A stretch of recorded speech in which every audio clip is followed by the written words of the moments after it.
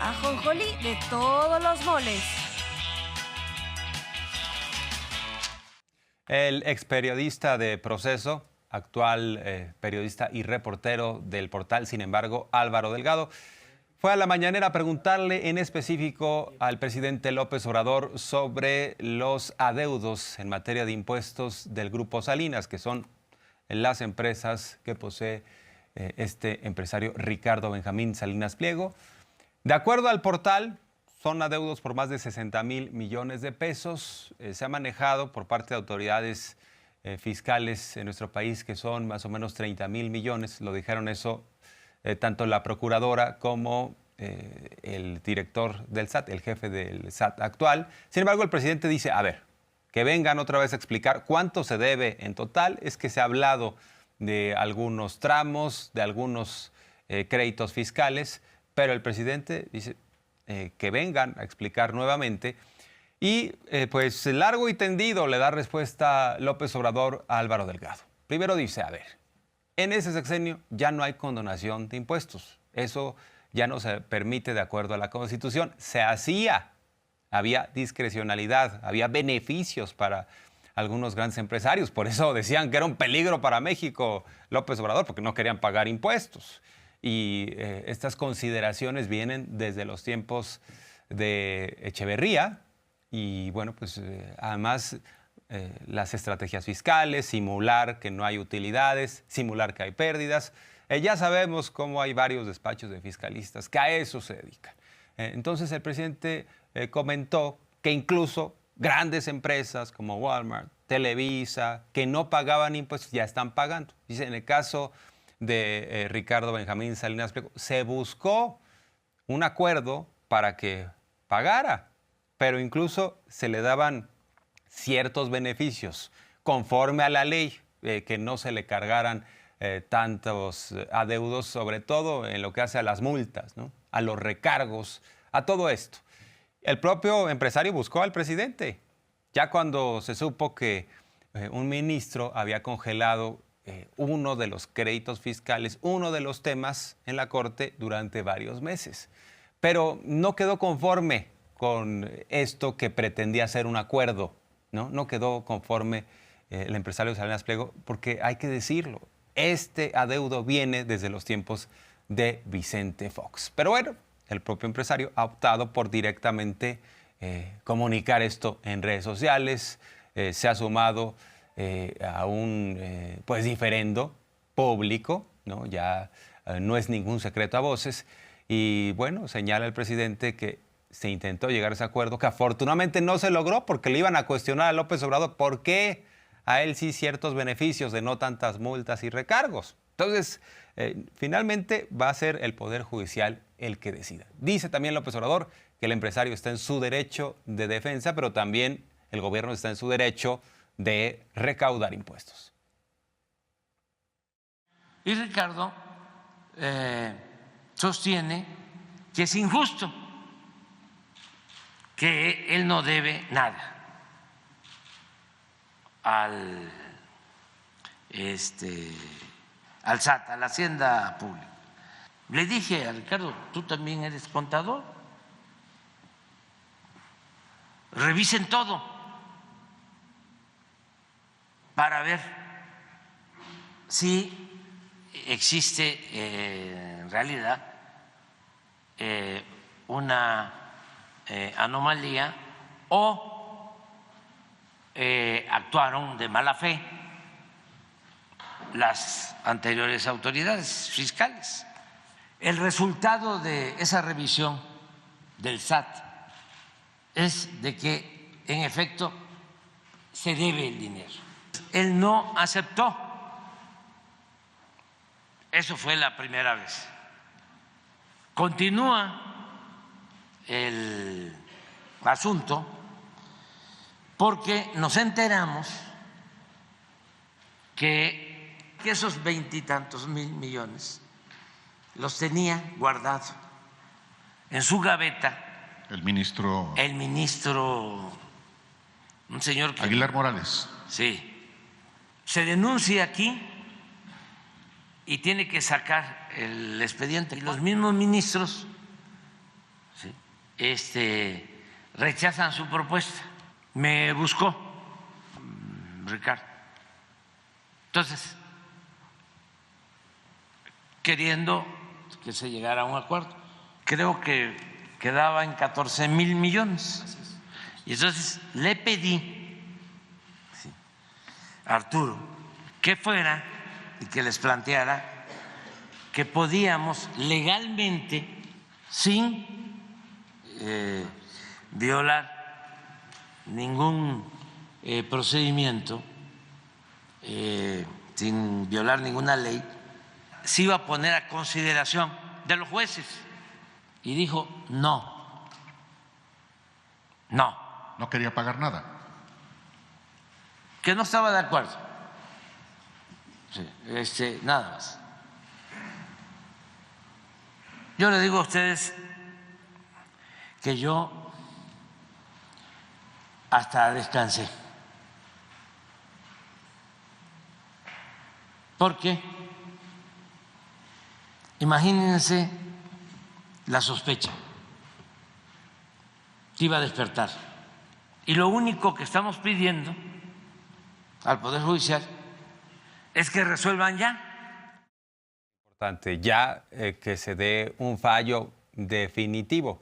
Y esto que plantea López Obrador también es importante porque Ricardo Benjamín Salinas Pliego, este empresario, es parte del consejo asesor del presidente. Entonces algunos dirían, oye, ¿por qué si se buscó bajarle las multas, los recargos a Salinas Pliego y no a otros? Aún así, el presidente quería ya resolver el asunto de fondo y que se pagaran los impuestos. El empresario no ha estado conforme, está en su derecho.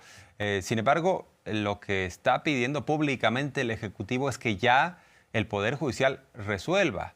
Hay abogados que de pronto se coluden con ciertos tomadores de decisiones, con algunos jueces o magistrados para llevar esta resolución hasta otra administración, ¿no? O sea, patean el bote. Lo que está diciendo López Obrador es que independientemente de que se resuelva o no de fondo en esta administración el tema, que el Poder Judicial decida, algunos están apostando, o sea, tienen la ilusión de que si termina el gobierno de López Obrador, ya otra cosa va a pasar. Se van a poner de acuerdo con las autoridades fiscales, va a haber privilegios como antes, ¿no? Exención de impuestos. Y dice López Obrador, no se equivoquen. Para empezar, habrá continuidad y no nos vamos a ir, vamos a estar, ¿no? Los que de alguna manera pues hemos tenido vela en este entierro, ¿no? O sea, los que han tomado las decisiones, dice, pues, o sea, no va a ser otro México de la noche a la mañana, pase lo que pase en la elección presidencial, y se tendrá que resolver en función de lo que diga la ley. Ricardo ha dicho, pero así como él, otros. Ya nada más les quedan 7 meses. La verdad que no son 7 meses, son 6 y unos días más. Sí, pero pues ni modo que se vaya a vaciar el país cuando se dé el cambio. ¿Nos vamos a quedar a vivir aquí? Todos. Yo me voy a quedar aquí. Nada más me voy a ir a Palenque. Es pues una ilusión.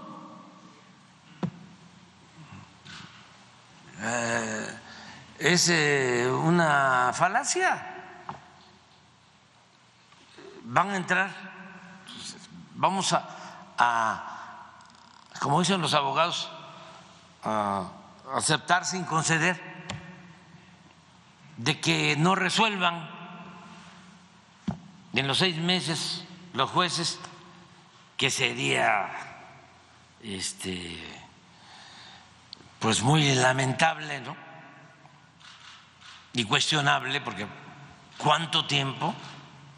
Pues de todas maneras nos vamos a quedar todos, ¿sí? Y ni modo que los que lleguen no atiendan este asunto. Y ni modo que la presidenta que llegue diga, pues, borrón y cuenta nueva. Habrá condonación de impuestos, porque además no se puede. Está en la Constitución la prohibición a que eso suceda. Hay que destacar que hay otros temas en la agenda, sobre todo el de los desaparecidos, que ha causado controversia. De hecho, el Universal habla de desaparecidos pero extranjeros. Hay mucho golpeteo, una utilización del tema de desapariciones en este país. El Universal dice, desaparecen en México en 5 años 4,000 extranjeros. La cifra corresponde al periodo del 1 de enero de 2019 al 17 de marzo de 2024.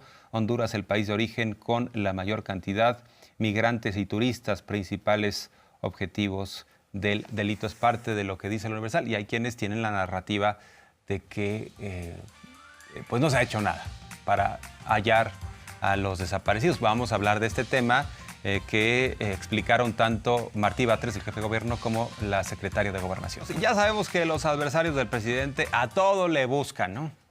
Ahora que tenemos un gobierno humanista, dicen, López Obrador no está haciendo nada para encontrar a las personas desaparecidas. Antes había quienes vivían de administrar los conflictos y no se hacía nada. Sí, había un padrón de personas desaparecidas, pero no se hacía absolutamente nada por hallarlas. Y ahora se pone el ejemplo de lo que sucede en la Ciudad de México, que este modelo ya se llevó a nivel nacional. Cómo se busca a las personas que se han reportado como desaparecidas, varias de las cuales, lo que explica el jefe de gobierno, es que la mayoría son ausencias voluntarias en función de decisiones personales. También hay quienes se van de sus familias porque viven violencia familiar, y no hay en su mayoría, es una minoría ahora sí que bastante pronunciada, son casos muy excepcionales los que tienen que ver con desapariciones forzadas y con situaciones de delitos que se pudieran cometer desde el ámbito de autoridades federales, o estatales o locales. Así que primero vamos a hablar de este modelo de búsqueda que explica el jefe de gobierno y qué está pasando en la Ciudad de México. El objetivo es buscar y encontrar a las personas. Ese es el punto principal. La metodología de búsqueda generalizada de la Ciudad de México está basada en la ley y en los protocolos vigentes. Se aterriza con el contacto directo con las personas sobre las cuales hay presunción de vida a través del cruce de los distintos padrones, listados, registros administrativos. A partir de esos datos, el personal correspondiente tiene contacto cara a cara con la persona que se está buscando. Una vez que se localiza a la persona, se realiza una fotografía con el periódico del día. También la persona localizada realiza un escrito autógrafo y coloca sus huellas dactilares, y hay un informe de localización firmado por el personal autorizado al respecto. En el caso de niñas, niños y adolescentes hay una evaluación ministerial, médica y psicológica. En la Ciudad de México se realizan 5 tipos de búsqueda. La búsqueda inmediata, está la búsqueda individualizada por patrones. Y en cuarto lugar está la búsqueda generalizada, y en quinto lugar está la búsqueda de familia. Respecto a los resultados que hemos tenido, del total de personas que han sido localizadas en la Ciudad de México a través de las diversas metodologías que comenté, el 93% de las personas localizadas no fueron víctimas de un delito de alto impacto. En el 44% de los casos se trata de ausencias voluntarias. En más del 36% de los casos son ausencias voluntarias por problemas personales. En el 7% de los casos son ausencias derivadas de un padecimiento mental. Hay otros casos, el 3%, que son por accidentes, y solamente en el caso del 4%, 4.6%, son víctimas de algún delito de alto impacto relacionado con la desaparición, y solamente en el caso del 2.4% víctimas de homicidio. Esto se refiere a las personas que han sido localizadas, es decir, de todas las personas localizadas en la Ciudad de México, 93% no fueron víctimas de ningún delito de alto impacto. Y si uno quiere resolver un problema, primero debe de tener una radiografía clara de cuál es la situación, tener el diagnóstico. Y la secretaria de Gobernación, Luisa Alcalde, explica cómo se ha depurado este padrón, porque hay personas que sí estaban ya aparecidas, sin embargo, continuaban en este padrón. Incluso hay personas que están en la cárcel y que no se habían notificado para que las bajaran de este padrón. Hoy estamos hablando más o menos de 100,000 desaparecidos en nuestro país y también nos habla de lo que se está haciendo para hallarlos. El Registro Nacional de Personas Desaparecidas y No Localizadas fue creado en el 2019, pero no quiere decir que sea un registro únicamente de personas desaparecidas a partir de 2019, sino que se ha nutrido y se integra por personas desaparecidas desde 1962. Entonces, podemos establecer que 110,964 es el registro que en agosto se hizo público. Hubo un registro que está disponible para cualquiera que pueda checar los datos. Ese registro es del 22 de agosto de 2023 y corresponde a 110,000. Ahora, se han incrementado 9,424 registros adicionales a la fecha con corte al 15 de marzo. Aquí hay que restarle 5,576 personas que ya fueron localizadas y que ya se formalizó ese registro. Y nos da un total de 114,815. Esto es lo que vamos a poder encontrar en la página de internet. Luego hay que restarle a esta cifra 15,158, que son personas que ya localizamos con la metodología expuesta aquí por el jefe de gobierno, con prueba de vida. Por tanto, actualmente hay 99,729 registros, personas que aún estamos en proceso de búsqueda.